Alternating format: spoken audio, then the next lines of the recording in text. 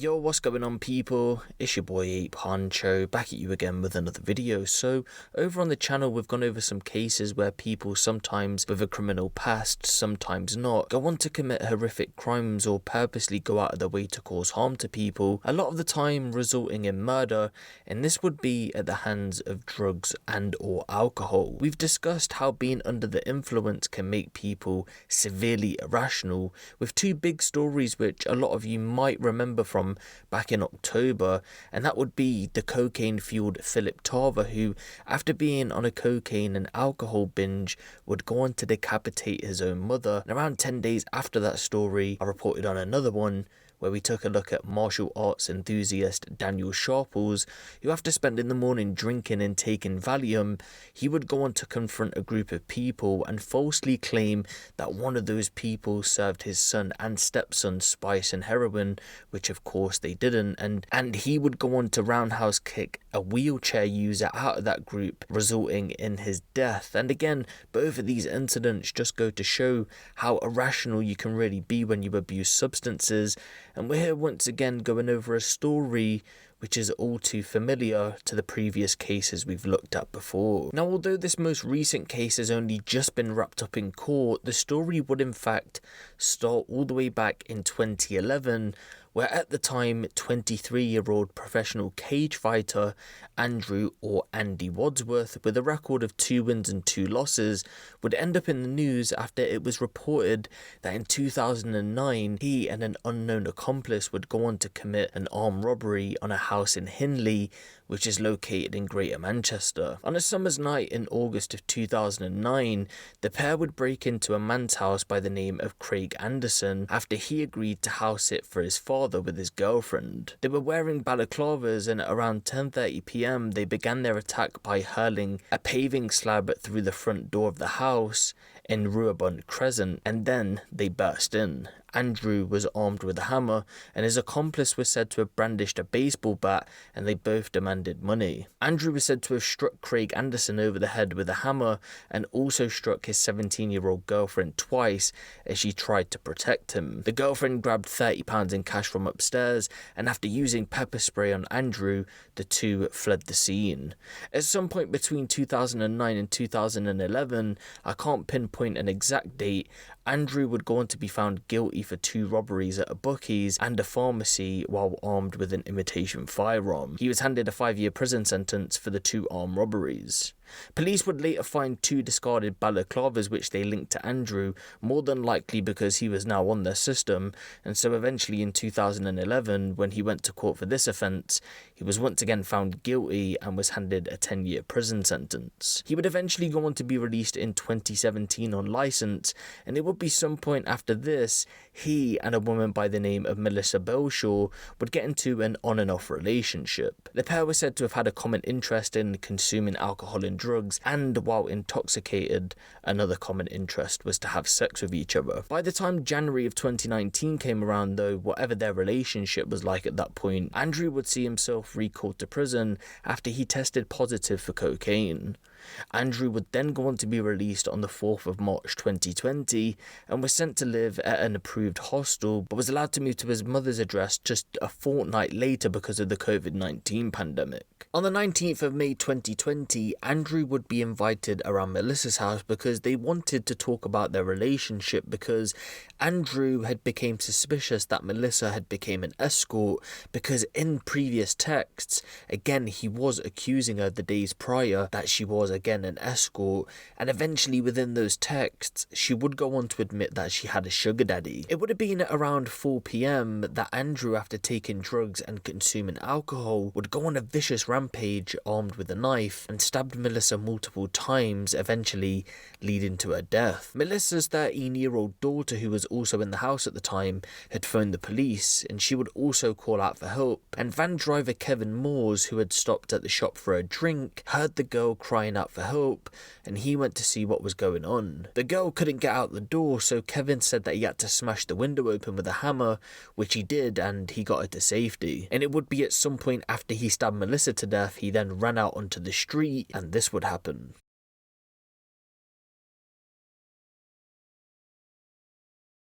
That's Gerard Bristow. He had came out to see what was going on, but Andrew would also eventually turn on him. But luckily, even after getting stabbed, Gerard would go on to survive. Police would eventually arrive a short while later, and Andrew would then go on to be arrested on various charges, but eventually he would go on to be charged with murder, attempted murder, and threats to kill, because it was thought that he had threatened Melissa's 13-year-old daughter that he would kill her if she phoned the police. At some point later though, he would go on to deny all charges brought against him, but he would go on to admit killing Melissa, just not murdering her. The prosecution wouldn't accept this though, and so a trial was to go ahead in November of 2020. In court, it was heard that Andrew had become magnetically attracted to Melissa after being released from prison on license, although the relationship was quote-unquote volatile. Relaying a more in-depth backstory into the relationship of the pair, Manchester Crown Court heard that after getting into a relationship with each other, Andrew had lived with Melissa for a period of time, and again, they had a mutual interest in drinks, drugs and sex. Tim Story, QC prosecuting, said that Melissa had at times regretted that the relationship had ended and said that Andrew had quote-unquote strong and mixed feelings about her. The prosecution would go on to explain, like we've previously spoken about, that Andrew had become suspicious of Melissa, and the prosecution would go on to say that Andrew believed she worked as an escort, and for some time he also believed that she had been involved in sexual encounters with a number of people, some of whom he knew, including members of her own family. He didn't believe her when she denied the suggestions he made to her. The jury were told about a number of text messages that Andrew had sent to Melissa prior to her death, where he would go on to express his beliefs about her being an escort. They read, "You're a prostitute, you know you are, you fucked loads of people. You're a cokehead and it makes you lie. I did everything for you and showed you another life, but you brought nothing to the table or put any effort in whatsoever. I can't see you changing or being any other person than you have been. I've so much to offer to the right girl with a good heart and the right moral." In the days before her death, Melissa would go on to admit via text messages that she had a sugar daddy, which we've previously spoken about. On the 15th of May, 5 days before her murder, a text message was sent to Andrew, which read, "Andrew, I have just had a sugar daddy. That's all I had. The truth is out now. Boom. Before I got with you, £1,200 a week. Please don't tell anyone. I met him in March. He sends me money every Monday. Well, used to. I would be seeing him 2 hours a week. There's no one else, that's the truth." With Andrew replying, "You definitely fucked him when we were together, and I can't get over that." He would also go on to accuse her of being involved in setting up a robbery in which he broke his back, but we'll get into that when it becomes more relevant. So, one day before Melissa's death, it's believed that Andrew had spent the night at her house, due to them talking about the relationship, and of course these new revelations about Melissa having a sugar daddy, but they ended up having arguments. Within these arguments, Andrew was said to have been pacing around the house and was in a state of hypervigilance. His state was said to have carried on through the night and into the following morning and afternoon, where he would eventually go on to arm himself with 2 knives and then he would proceed to kill Melissa. The prosecution said that when Melissa was found by emergency services, she was dead at this point, and she was found in the corner of an upstairs room under items of clothing. Describing her injuries, the prosecution said that she suffered a series of stab wounds to the heart, neck and chest, as well as bruising consistent with being quote-unquote manhandled with force, adding she was not killed in the course of a single instance of violence, and the attack upon her was prolonged, remorseless and deliberate. The prosecution would go on to explain that Melissa's daughter was trapped in the house with the man who had just murdered her mother. Just to rewind the timeline back slightly, before all this happened though, it was believed that Melissa's daughter had gone to her grandmother's house, which would have been Melissa's mum, Jean Mulvaney, after Melissa rang to see if her daughter could stay with her. She apparently arrived at around 1:20 p.m, but within moments she set alarm bells ringing because she told Jean that Andrew had gone round to her mum's house. Around an hour or so later, the girl's friend contacted her to see if she'd like to go up hers, and Jean protested, saying she'd only just got there. However, Melissa had given her daughter money for a taxi, and so her daughter called for one and she got collected. Jean said at about 2:40 p.m. though that she rang her granddaughter's mobile to make sure she arrived at a friend's house okay, but apparently it just rang and rang. Jean would go on to say, I bet she's left her phone at home and gone round to her friends, but that wasn't the case. Jean would go on to say, my granddaughter had in fact gone home instead to find Andrew continuing his argument with Melissa. Melissa. Jean continued, I tried ringing again at 2:55 p.m, but still no reply, so I had a bath. Then at around 3:20 p.m, my granddaughter rang me back. She was screaming down the phone shouting, Nana, Nana, Andrew is stabbing mummy. She said that she'd asked him why he was doing it, and he turned to her and shouted, you fucking know why. Jean continued, I told her to ring the police, but it turned out she already had. The transcripts of that phone call were played to the court, and it was reported that members of the jury were brought to tears by that phone call. During the call, the child could be heard saying, Andy, what have you done? Why have you done that to my mum? The child repeatedly asks, are they on their way? And she continues, he stabbed my mum, come quickly. She would go on to say that her phone was on 1% at this point, and she pleaded with the emergency services to hurry up and arrive at the house. Going back to Jean's testimony, she continued that I rang them too, as I could hear the sirens of police cars heading up Ormskirk Road and the police helicopter passing over my house, and I thought, I hope that's not for what's going on at Melissa's house, but lo and behold it was. I got dressed and went straight to Melissa's. There was police everywhere. But at some point before the police and Jean arrived, just as we've explained earlier on in the video, van driver Kevin Moores had heard the girls' distressing calls out for help, and specifically he heard her shouting she's not breathing, and so he got a hammer and smashed the window, allowing her to escape the house because obviously the door was locked. Kevin Moore told the court initially he thought she was talking about a dog or something like that, but either way again the door was locked, so he decided to put the window through, and that window was actually at the side of the door, and he reached in and picked her up. He would go on to say she was barefooted, she was crying, she was saying she's not breathing. Obviously she just wanted to be with her mum, didn't she? After managing to get Melissa's daughter to safety, he said he was going to go back to the house, but the girl told him, don't, he'll stab you, he's got 2 knives. The pair again would get to a safe distance away from the house, and he would go on to say that Andy emerged from the house at some point after, and he looked quote unquote deranged and said he was a funny colour, adding his mouth was swinging. According to Kevin, he would go on to say that Andrew kept on shouting, where's the fucking police, where's the fucking police, and went on to say it was like he was looking through me. I was a bit apprehensive, I was scared because I didn't know his temperament. I've never seen anything like it. His eyes looked vacant. I knew he was carrying a weapon. At this point he looked right up against the glass, his face was pressed against the glass, and he looked insane. Neighbour Gerard Bristow would come to check to see what was happening, and then Andrew came out covered in blood. He asked Andrew whether people in the house were okay, and at first he actually took exception to him by saying, I just want to know where the Scouser is who lives next door. It was said that there was a can of Coke left on the wall when Andrew would go on to guzzle the drink. He then put the can down, and Kevin the van driver said at this point he knew that something was going to happen. Both Kevin and Andrew at this point were stood a safe distance away, and I do believe that the girl had run into a nearby shop, and out of nowhere Andrew would suddenly lunge at Gerard with a 10-inch knife, which you've seen in the footage. Explaining those moments, Kevin Moores said, the way he was swinging, I just remember looking in disbelief. They were on the floor, he was trying to punch him with his blade, he was trying to stab him. All I could hear was this bloke's wife screaming. He just wanted to carry on doing as much damage as he could with this knife. Gerard was rushed to hospital where he was later treated for stab wounds to the chest, collarbone area,